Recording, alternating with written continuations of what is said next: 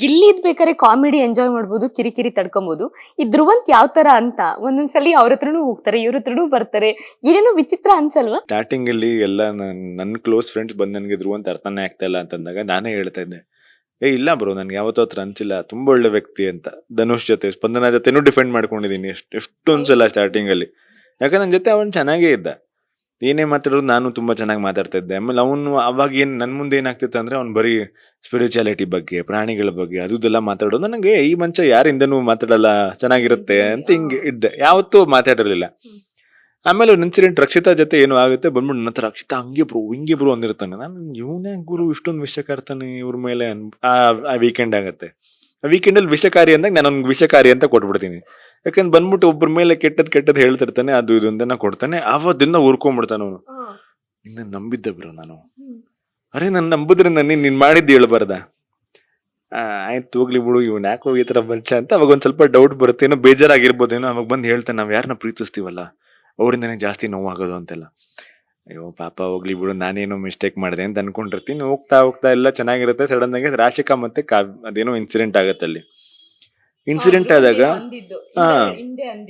ಆಯ್ತಾ, ಅದ್ ನನ್ನ ಹತ್ರನೂ ಅಂದಿರ್ತಾನೆ ಫಸ್ಟ್ ವೀಕ್ ಅಲ್ಲಿ.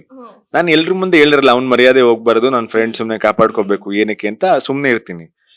ಆದ್ರೂ ಏನು ಇವಾಗ ನಾವೇನೋ ಹೇಳ್ತೀವಿ ಅಂತ ಅನ್ಕೊಳ್ಳಿ, ಆಪಲ್ ಬಗ್ಗೆ ಮಾತಾಡ್ತಿರ್ತೀವಿ, ಅವ್ನ್ ಬನಾನಾ ಬನಾನಾ ಬನಾನಾ ಅಂತ ಇರ್ತಾನೆ.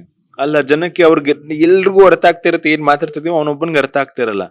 ಆಯ್ತಾ, ಆ ಸಿಚುವೇಶನ್ ನಾನು ಹೇಳ್ತೀನಿ, ಗುರು ತಲೆ ಕೆಡ್ಸ್ಕೊಬೇಡ, ನಾನು ಹೇಳ್ತೀನಿ, ಎಕ್ಸ್ಪ್ಲೇನ್ ಮಾಡ್ತೀನಿ, ಹಿಂಗೆ ಅರ್ಥ ಆಗ್ತಾ ಇಲ್ವಲ್ಲ. ಅದು ರಿತಿಕ್ ರೋಷನ್ ಅನ್ನೋ ಸ್ಟೇಟ್ಮೆಂಟ್ ಬರುತ್ತೆ ಗೊತ್ತಾ, ನಾನು ಹೇಳ್ತೀನಿ ನೋಡು, ರೌಂಡ್ ಆಗಿರುತ್ತಲ್ಲ ಆ ಆಪಲ್ ಬಗ್ಗೆ ಮಾತಾಡ್ತಾ ಇದ್ದಾರೆ ಇವರೆಲ್ಲ ಅಂತಾರೆ. ಅವನೊಂದು ಕೂರ್ಕೊಂಡ್ಬಿಡ್ತಾನೆ.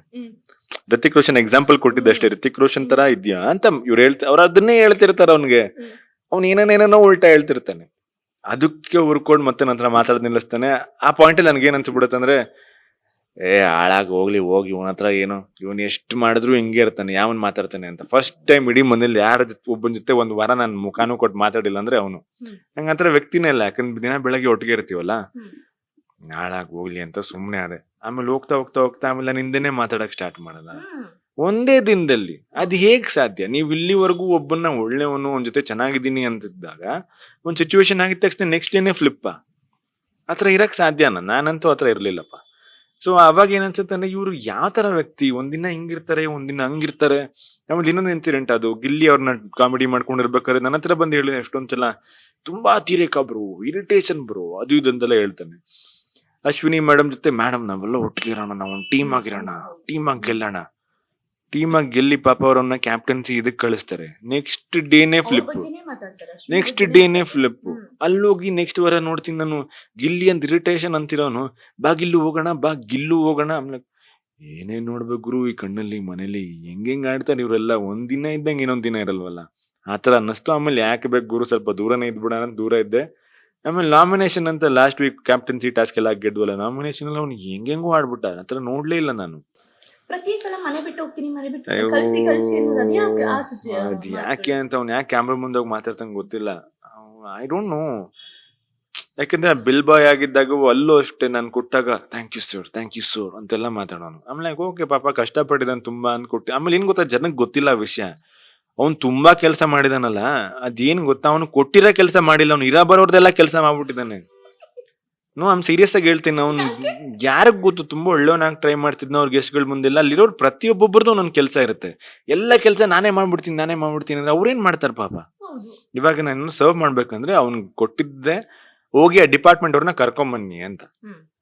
ಅವ್ನ್ ಕರ್ಕೊಂಬರ್ಬೇಕು ತಾನೆ. ಎಲ್ಲ ನಾನೇ ಕೊಡ್ತೀನಿ ಅಂತದೆ. ಪಾಪ ಅವ್ರು ಏನ್ ಮಾಡ್ತಾರೆ, ಅವಾಗ ಗೆಸ್ಟ್ಗಳಿಗೆ ಏನ್ ಅನ್ಸುತ್ತೆ ಹೇಳಿ, ಓ ಬೆಲ್ಬಾ ಎಷ್ಟು ಚೆನ್ನಾಗಿ ಕೆಲಸ ಮಾಡೋದ, ಅವ್ನಿಗೆ ಜಾಸ್ತಿ ಟಿಪ್ಸ್ ಹೋಗ್ಬೇಕು ಅಂತ ಅಂತಾರೆ.